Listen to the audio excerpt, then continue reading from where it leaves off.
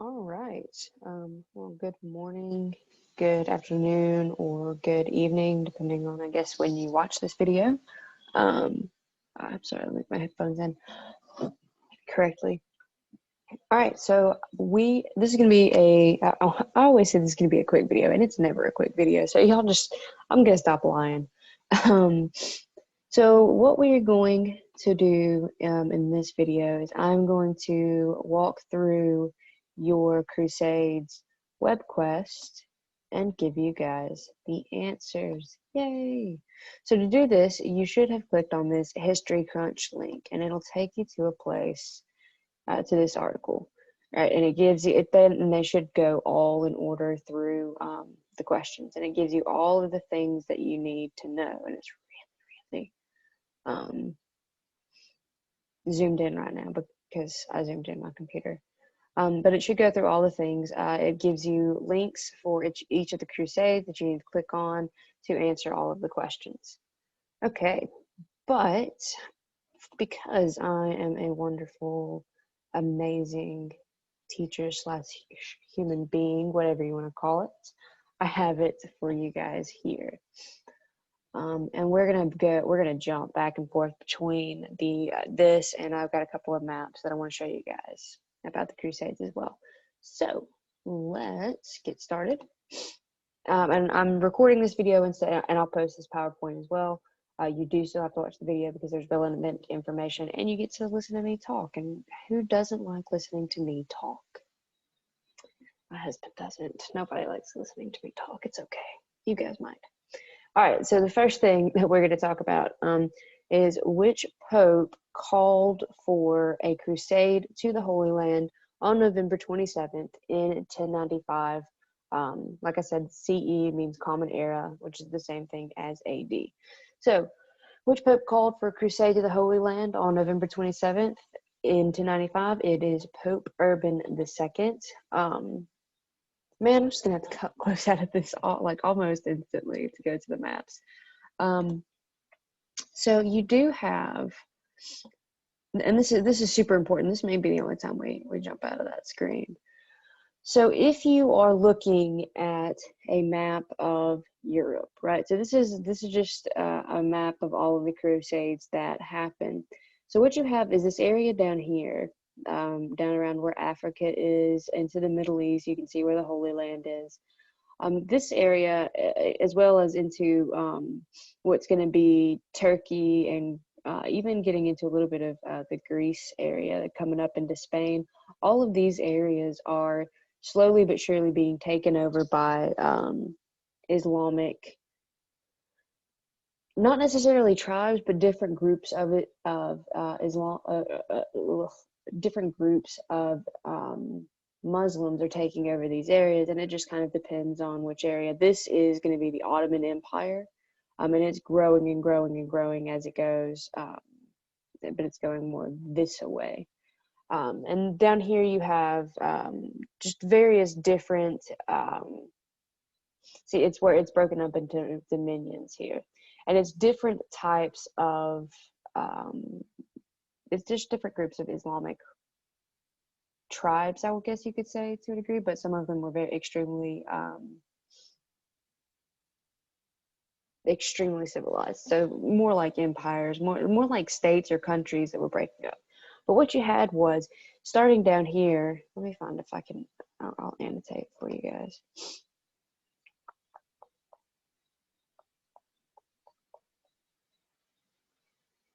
Spotlight it. All right. So if you look in this area, this is Africa, and you've got Egypt over in this area. You can't really see it because of this down here. But what you've got is you end up with these Islamic groups that start pushing their empire further and further, as empires do, as people do. That's nothing new. That happens constantly. People try to take over land. Groups of individuals come together, create countries, create domains, and then they extend those domains. But what you had happening was these groups of Muslims were moving up into Spain. You also had them moving over into the Byzantine Empire. So this is still technically the Holy Roman Empire at this time, and this will be the Byzantine Empire, which is the same thing as the Holy Roman Empire. They just broke apart. So what happens is the Turks at this time, they come into the Byzantine Empire, they take over a portion of it, and the Byzantine Empire says, help. So they call over to Rome, and Rome says, yeah, hey, we got you. And they send out a call, and they say, we need soldiers, we need knights, we need people who are going to go in and take care of the Turks. We need them gone from our territory because we got to support the Byzantine Empire. So it's really more of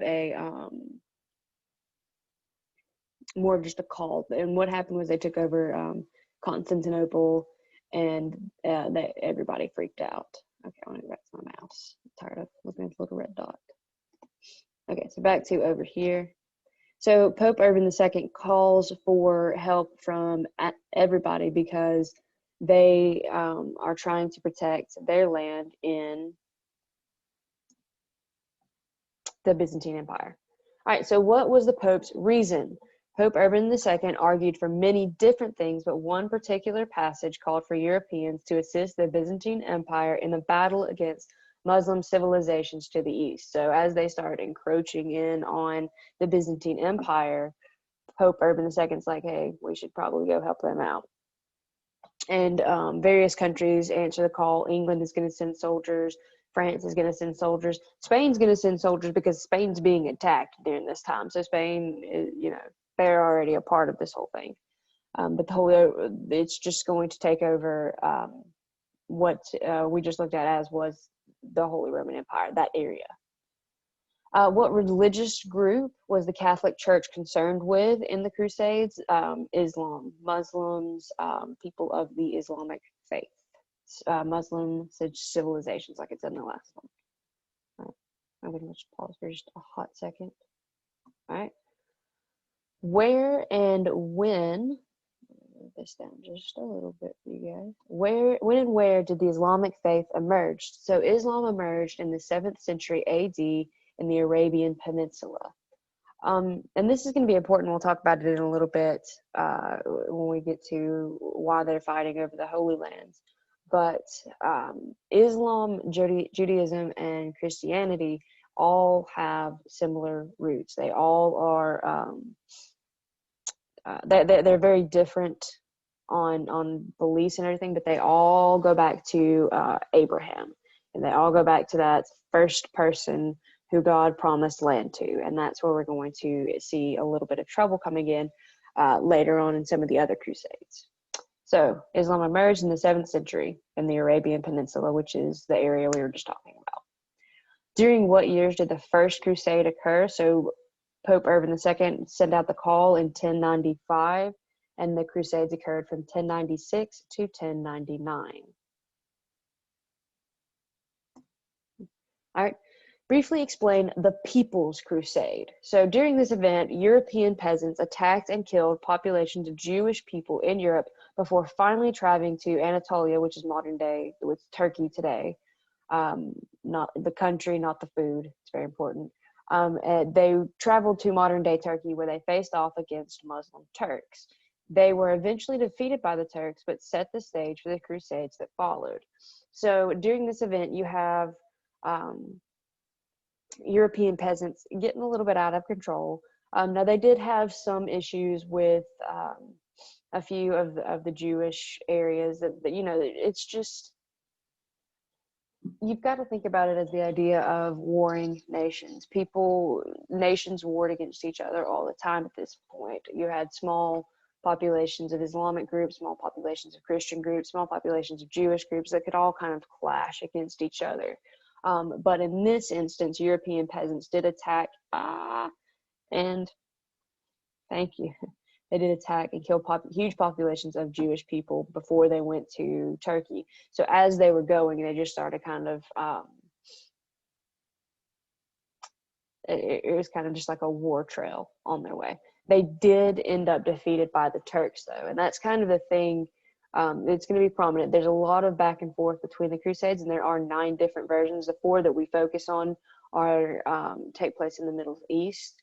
I think we might focus on a little bit on the one for Spain as well, here in just a few. But if we don't, there was a crusade into Spain to take back over the Spanish Empire. But there were also crusades up into, I'm going to show you the map real fast again. Perhaps, I just want this to go away. Thank you. Just go away fully. There were crusades that took place up in Northern Europe, as well as the what's going to become the Germanic tribes start pushing into the Holy Roman Empire and into what's going to be modern day Russia. All right. So here we go. All right. What city in the Byzantine Empire did the Crusaders of the First Crusade travel to? They went to Constantinople. Constantinople had been attacked. That's the big hub of Christianity in the Byzantine Empire at this time. It's their capital. Oh, go back. Explain what is meant by the Crusader states.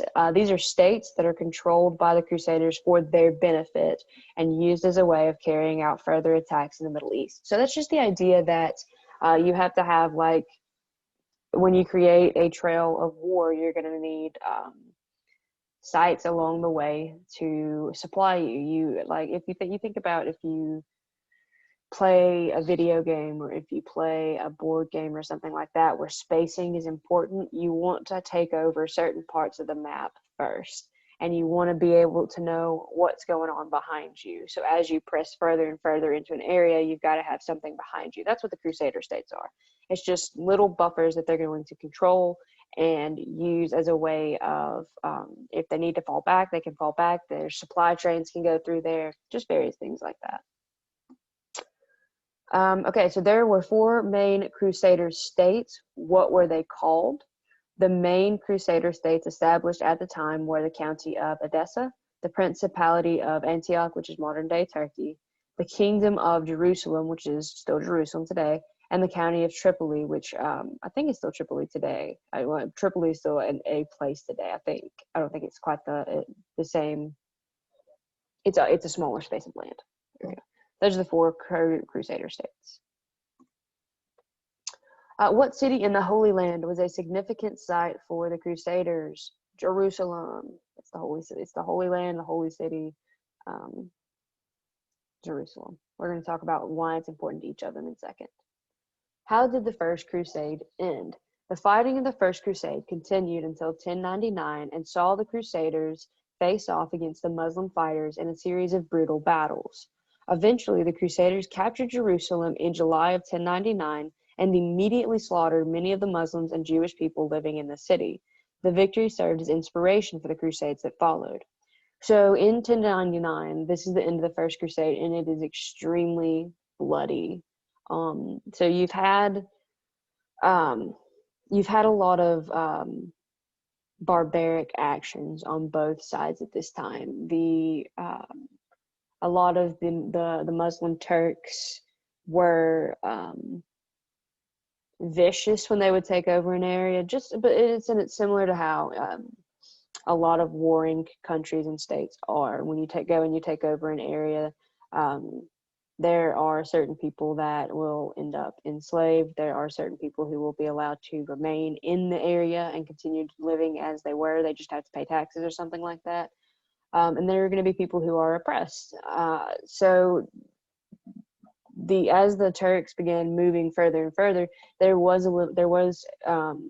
they expanded their empire, there were instances of very harsh treatment. Actually, if you look up who, what is his name? Vlad the Impaler, the guy that is the inspiration for Dracula, who would like put people up on stakes in his front yard. He was intense, and apparently drink their blood, which is where the whole vampire thing got started. But he was a prisoner of the Ottoman Empire, and he got out when he escaped with I think both of his brothers died. They were kidnapped and held hostage for ransom and all of that kind of stuff. But when he got out, he was obviously disturbed is a good way to put it, I guess.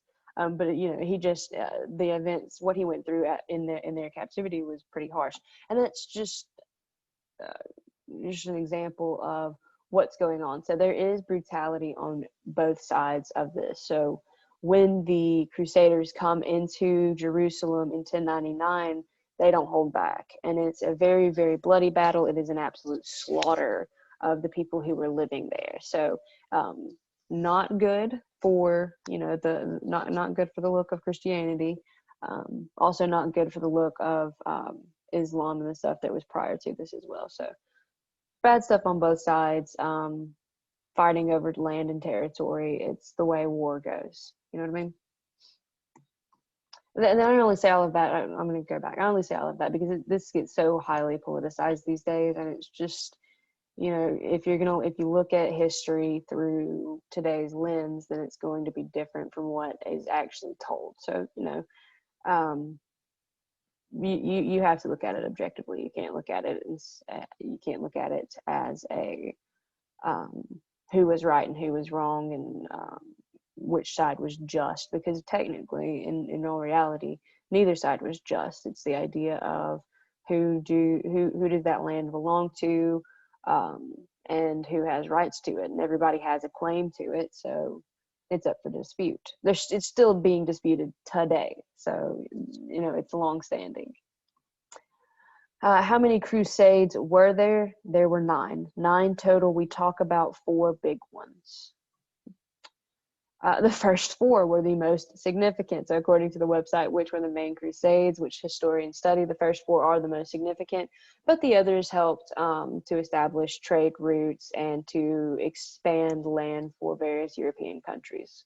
The Germans, the Germanic tribes are going to be the big push for some of the other crusades. And so those were successful crusades as well. During what years did each of the following crusades occur? I'm going to read through these, and that just gives you guys a little bit of time. If you don't pause it or anything like that, it gives the screen a little bit of time to stay here. The Second Crusades were fought from 1147 to 1149, so a very short crusade. Third Crusades were 1189 to 1192. The Fourth Crusades were 1147 to 1149. That's not correct at all. That got copied over, you can tell from right here. So hold tight 1 second. Let me pull up your actual answers and I'll show it to you.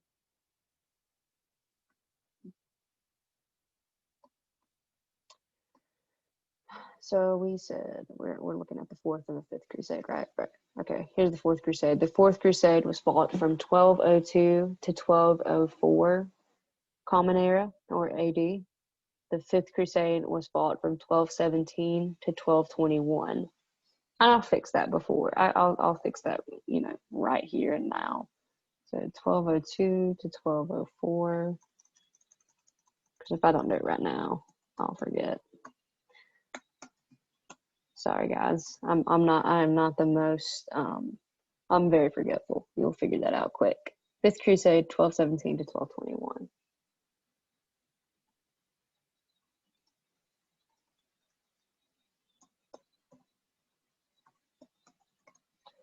Okay, fixed it. There you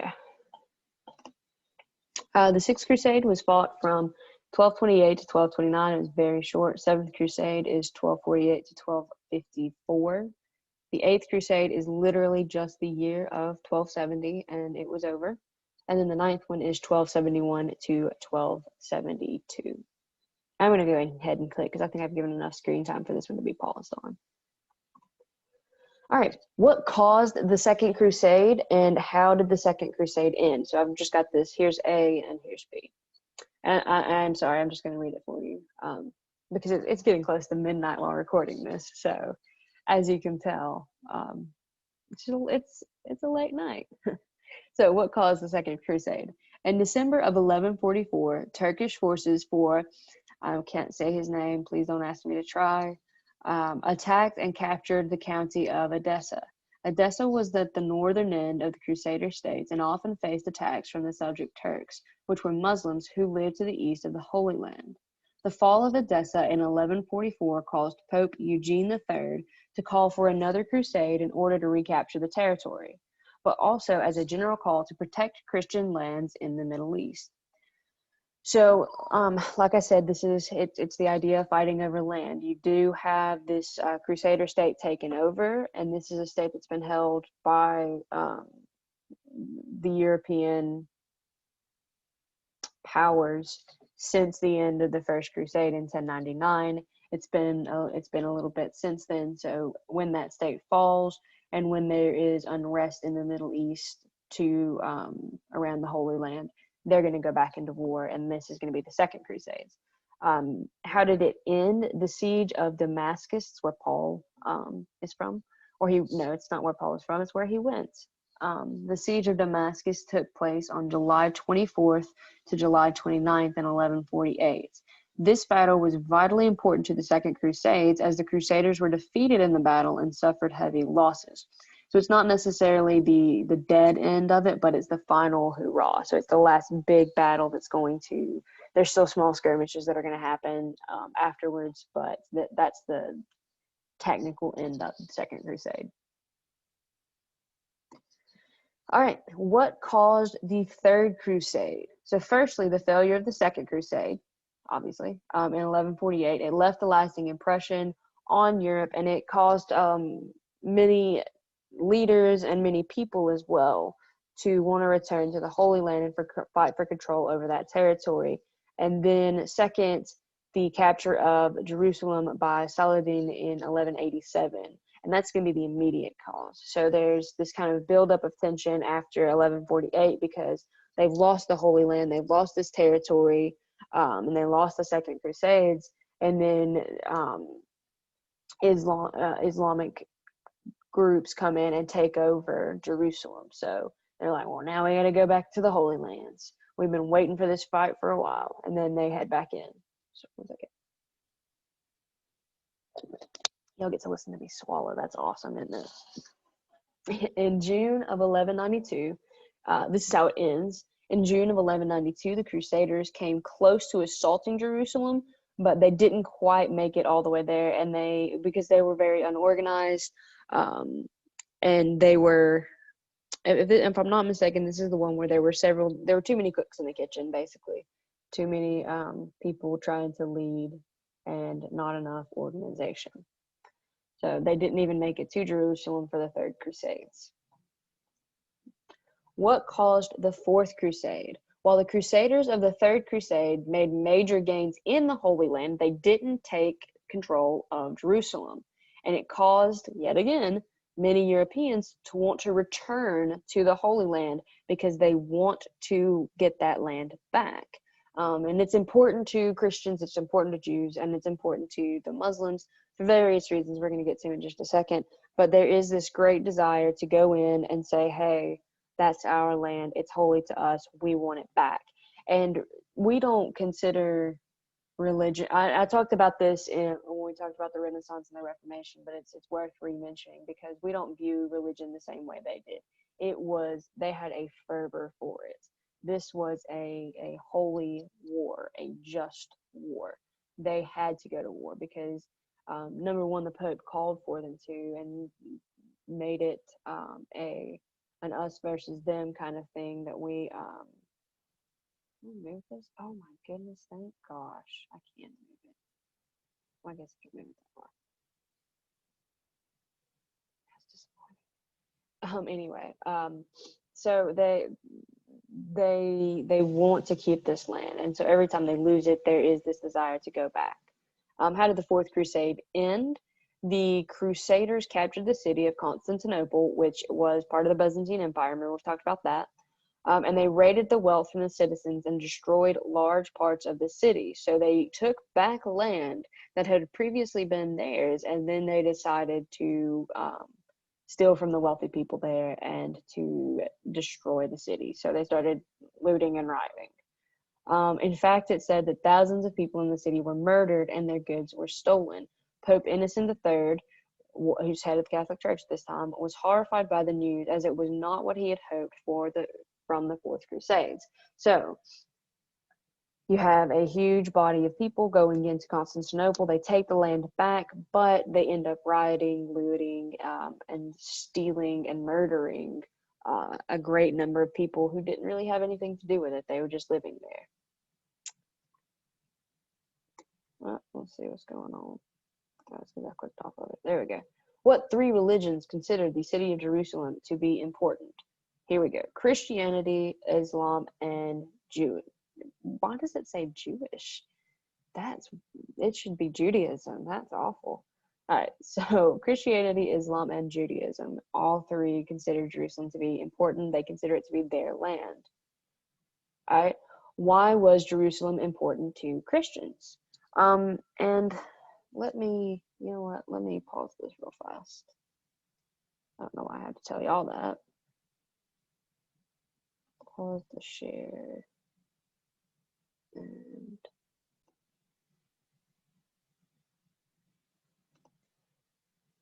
all right, I'm back.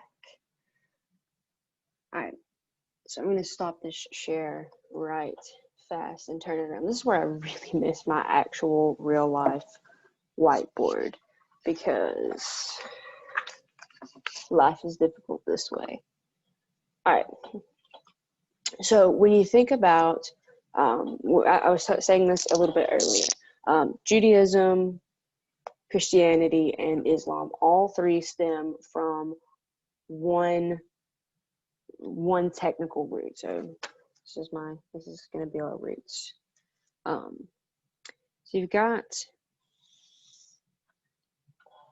think of it like a line, okay? So in this line, at the very tip top, you've got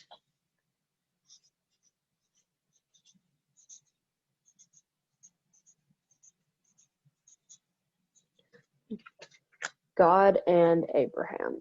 So technically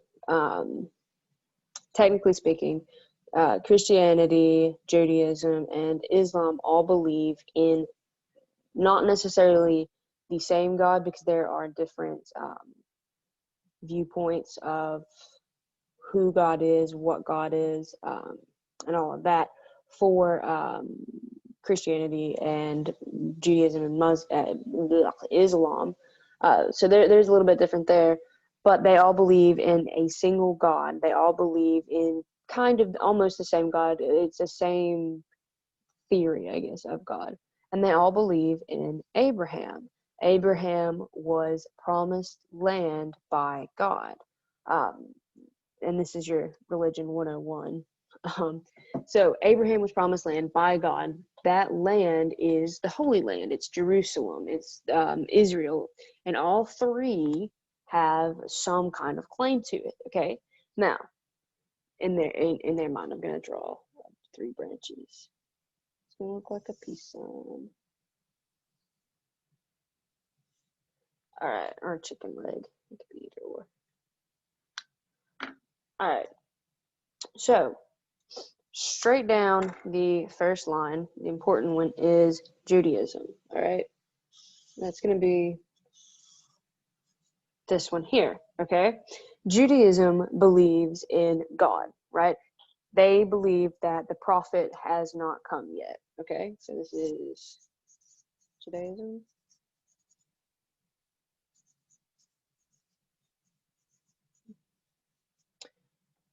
No prophet. All right. There's more to it than that. I'm breaking it down to this simplest form. Okay. So Judaism believes in one God who gave a promise to Abraham of land, that land being the Holy Land, and it belongs to them. They believe that there is no prophet that has come yet. They believe that Jesus was not who he said he was. And they believe they are still waiting on a savior, somebody to come who will liberate them, and through that person, how they will get to heaven. All right, I'm gonna do Islam in green because it is the most different of the two. Because now Judaism goes off of the Torah. It's basically the Old Testament of the Bible, essentially. This branch over here, our green branch, It's green, it looks yellow, but whatever. This is going to be Islam. This is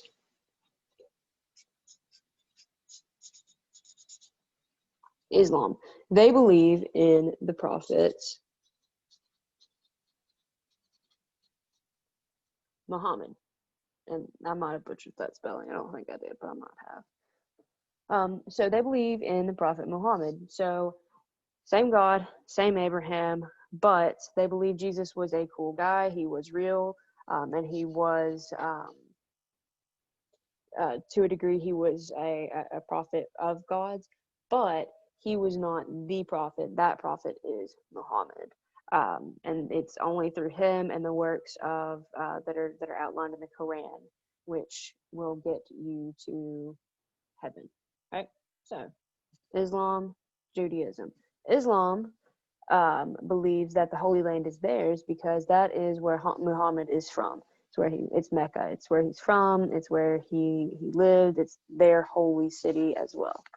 All right. I'm gonna do orange. I think it'll show up better. Okay. Here we go.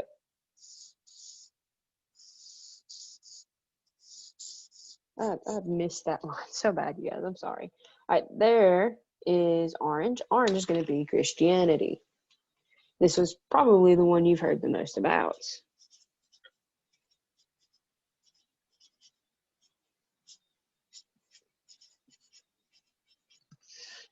Just because we live in the South, in the United States, and because our country was founded on some of these principles.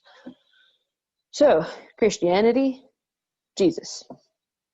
Jesus is the Savior of mankind. He is God's Son, part of the Trinity. He was sent by God to save mankind.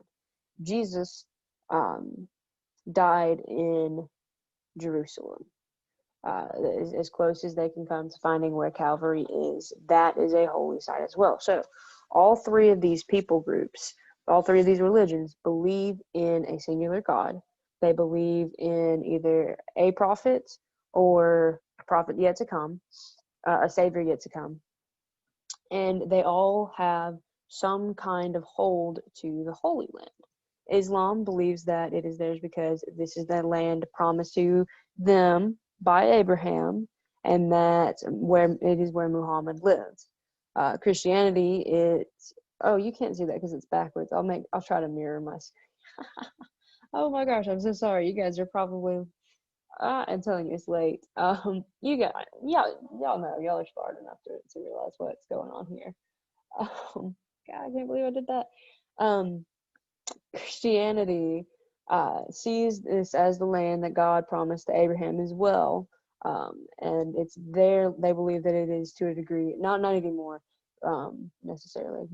It's not a prominent theory anymore, but that it's holy land to them because it is where Jesus died and walked and lived for a few days, or for a time. Judaism. It is the land promised to them by Abraham as God's chosen people. That is where they live. And it's really and truly Jews and what will become the Islamic empires fought over that land constantly. Even throughout time in the Bible, it's going to be a constant fight. There's always going to be some kind of tension over the land promised to God's chosen people, to Abraham's children. So it goes back a very, very long time. It's not singular to the Crusades, but the Crusades are fought over it. All right, come on, current slide. Okay, so why is Jerusalem important to Christians? We already talked about all this, so I'm just going to read it for you. For Christians, Jerusalem was the site of Jesus Christ's crucifixion and resurrection. As such, the city is vitally important to their understanding of the teachings and history of Jesus. I forgot about the resurrection. I didn't mention that yet at all, and that's kind of like a pinnacle of Christianity. Wow. Y'all don't tell anybody I didn't tell you about the crucifixion. I mean, the resurrection. That'll stay between us and the live recording. All right, I think I've paused long enough. All right, so it's down here. Why was Jerusalem important to Muslims? For Muslims, the city was the land guaranteed by Abraham and the place where the prophet Muhammad ascended into heaven to meet Allah, which is God. Go ahead. Why was Jerusalem important to the Jews? It says Jewish again. That is so weird. Y'all can tell I just copied and pasted this over from that onto this PowerPoint, but man. So for Jewish people, Jerusalem was important because it was the land guaranteed to them by Abraham. All those things we just talked about. All right. Explain how religious faith caused the Crusaders to participate in the Crusades. They were devout Catholics and wanted to be faithful to the Church. When Pope Urban II called on Europeans to free the Holy Land from Muslim control in 1095, thousands of European Christians took up the mission. At the time, it was not common for people to question the Church or religious faith, and as a result, many joined the Crusades in order to carry out their religious duty. And that's just going to go back to like the religious fervor, which we were talking about earlier. This just need, and it's all that they have, really. So it's, they're 100% in it all the time. All right. How did the Crusades cause a spread of new ideas? This is important, and we talked about this when we talked about the Renaissance and the Reformation. All right. At the outbreak of the Crusades in the 11th century, which is 1096 to 1099, the Middle East was a major center of learning and knowledge. So the Middle East had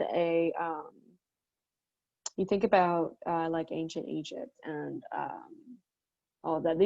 The Middle East is technically the oldest area of history because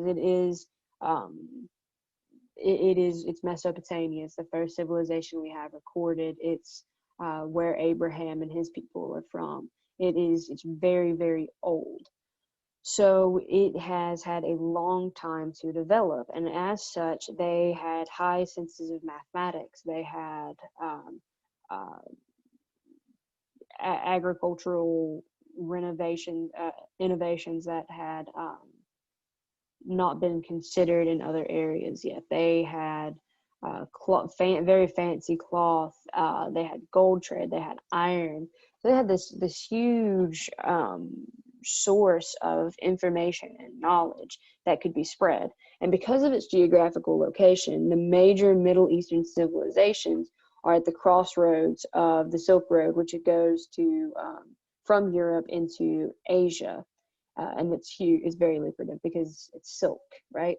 But it's more than just that. A lot of things are traded along that route from China over into Europe.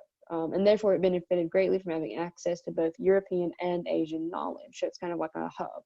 As such, when European crusaders came into contact with Middle Eastern peoples, they were exposed to new ideas and inventions, which eventually made their way back into European society. And that's going to end up with the Renaissance and then eventually into the Reformation.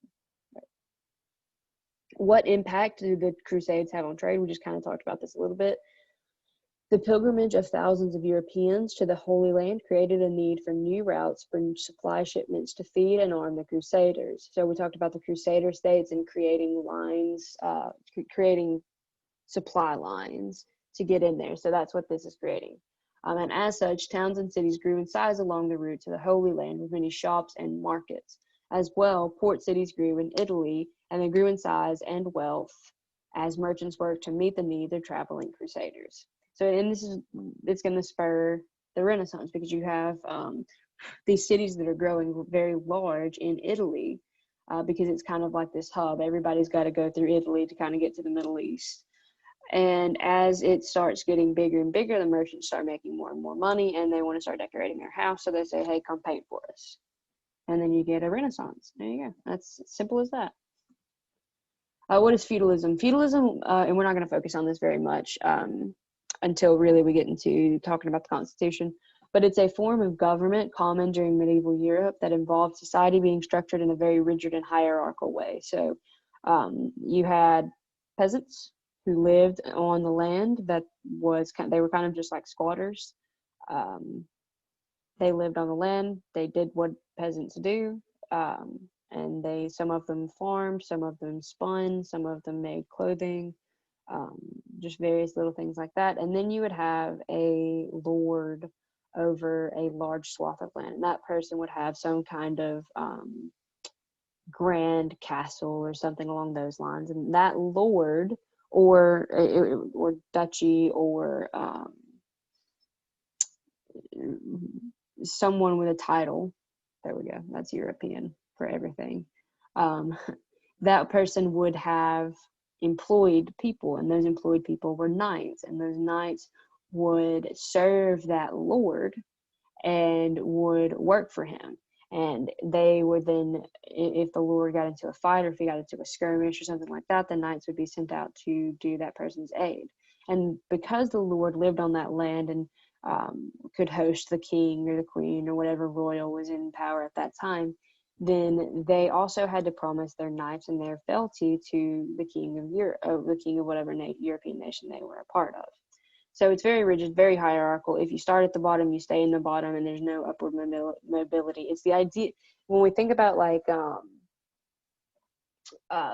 princesses and princes and all of that, the idea of peasants and that you see in a lot of Disney movies and things like that. That's where, not necessarily all of it comes from, but that's where some of this comes from, because it is this very rigid structure, and you didn't marry outside of your class. So, you know, if you were a prince, if you were just a little peasant girl like Cinderella, and the prince was like, hey, you were like, hey, because that's upward mobility. And love. How did the Crusades impact feudalism? This meant that large populations of people left their land to fight, and since feudalism was centered on principles of land ownership and farming, this caused feudalism to lose its significance in European societies. So your knights and everybody would leave out. Well, when they weren't out venturing and being knights, they stayed in the area, and they would farm they would host the peasants. They would have the peasants helping them out. And they would farm large sections of land, and then they would pay their lord through fealty, and then Lord would let them continue to stay on their land. Well, when they all left, feudalism kind of crumbled, so it lost a lot of its significance. And what's going to come in place of it is a bit of a lower class uprising. So the peasants are going to start trying to get more and more power. And this is the last question. What is meant by the term taking up the cross? If you're a Christian, you should know this, because it's the idea of taking up your cross to go and fight the Crusades. It's the idea of carrying your cross like Jesus did. All right, I think it's long enough pause. All right, and that is it. That's the Crusades. We have made it through all that we have to make it through. And we will start actually learning about U.S. history starting on we'll start learning about U.S. I should stop sharing this. Yeah, we'll start learning about U.S. history in on Tuesday of next week, and we'll start talking about the Native Americans of South America, and then we'll get into the Northern American tribes on Thursday. So that is all. You guys will have a Monday assignment. It'll be a Nearpod. You go through it. You do all the interactive things. I'll explain it in the Monday video. But make sure you do that assignment. All of your other assignments, this one and from this week, which is the 24th through the 27th. Yeah. Or the 23rd to 27th. Is it 23rd to 20th? No, it's the 28th because it's still Friday. Ooh, okay, it doesn't matter. This week's stuff. Your Crusades web quest and then the reliable sources. Those are both due on August 31st. Next week's assignment, next week's Monday assignment will be due the following Monday. And we'll have, I think we're going to have 3 assignments next week. Don't quote me on that just yet though. All right, but that is everything. I will see you guys. You'll see me in the Monday video, and then I will see you guys on Tuesday. Hopefully, and you guys should have had this news by the Monday video, but I think I'm going to have some really good information for you guys. So, fingers crossed. All right, see you guys. Y'all have a good night, day, morning, afternoon, whatever it is for you.